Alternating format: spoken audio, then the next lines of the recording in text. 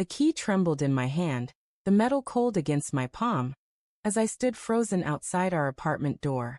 The hallway smelled of stale coffee and the neighbor's curry, a familiar mix that usually grounded me.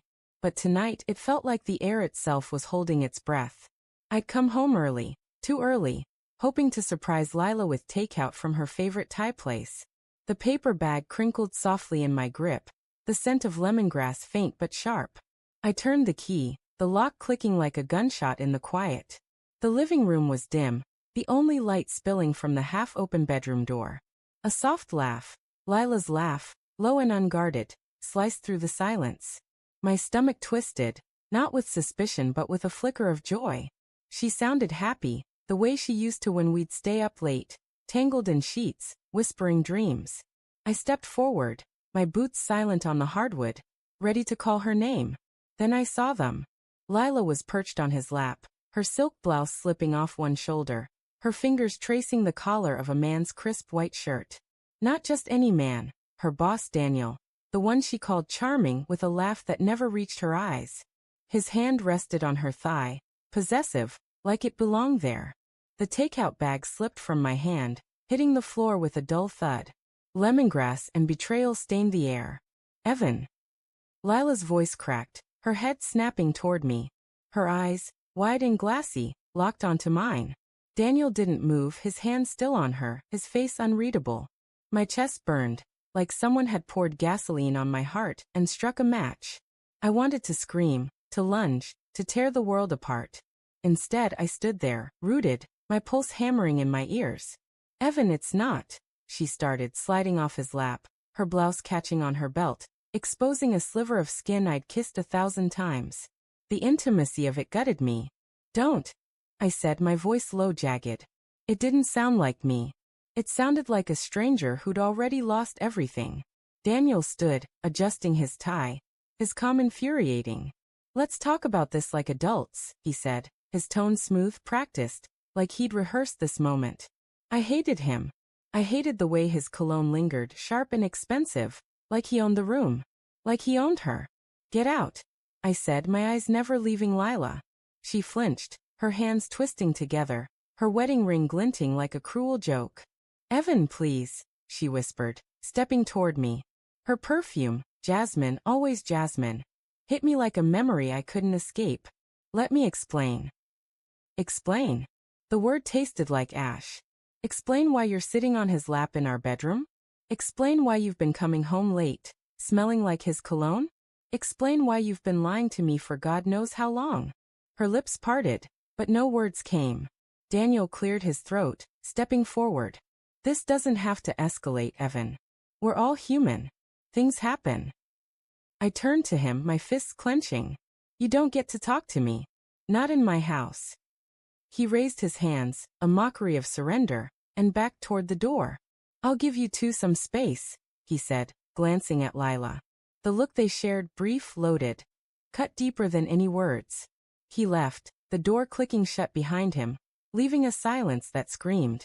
Lila sank onto the couch, her hands covering her face.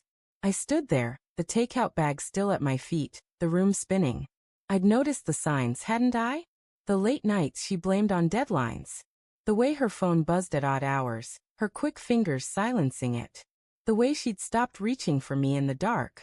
I'd told myself it was stress, that her promotion had her stretched thin. I'd told myself I was enough. How long?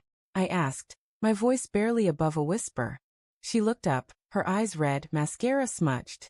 It's not what you think, she said, but her voice trembled, betraying her. How long? 3 months, she admitted, her gaze dropping to the floor. It started as nothing. Just talking. He listened, Evan. He saw me. Saw you. I laughed, bitter and sharp. I've been seeing you for 10 years, Lila. I saw you when you cried over your mom's diagnosis. I saw you when you got that promotion and danced around this apartment like a kid. I saw you every damn day, and it still wasn't enough. You were gone, she snapped, her voice rising, raw with something I hadn't heard before, anger, maybe, or guilt. You were always working, always on some site, building someone else's dream house while I was here, alone, drowning in my own life. I stepped back, her words a slap. So this is my fault? I was working for us, Lila. For the house you wanted, the life you wanted. I didn't want a house, she cried, standing now, her hands shaking. I wanted you. I wanted us. But you were never here, and Daniel, he was. Her words hung between us, heavy, suffocating. I saw it then, the crack in her voice, the way her shoulders slumped. She wasn't just a traitor. She was broken, too. And that broke me all over again. I turned away, my eyes landing on the photo above the fireplace. Our wedding day, her smile brighter than the sun. My arm around her like I'd never let go. I wanted to smash it. I wanted to hold it. I didn't know what I wanted. What now? I asked, my voice hollow. What do you want, Lila? She didn't answer right away. The silence stretched, thick with everything we weren't saying. I don't know, she finally said, her voice small. I love you, Evan. I do. But I don't know if I'm in love with you anymore. The room tilted. I gripped the counter, the cold granite grounding me.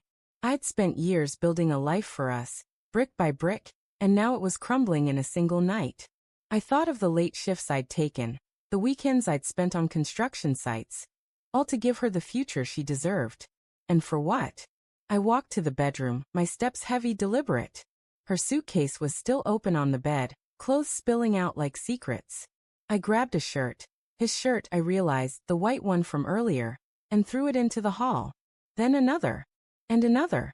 Lila watched, silent, tears streaming down her face.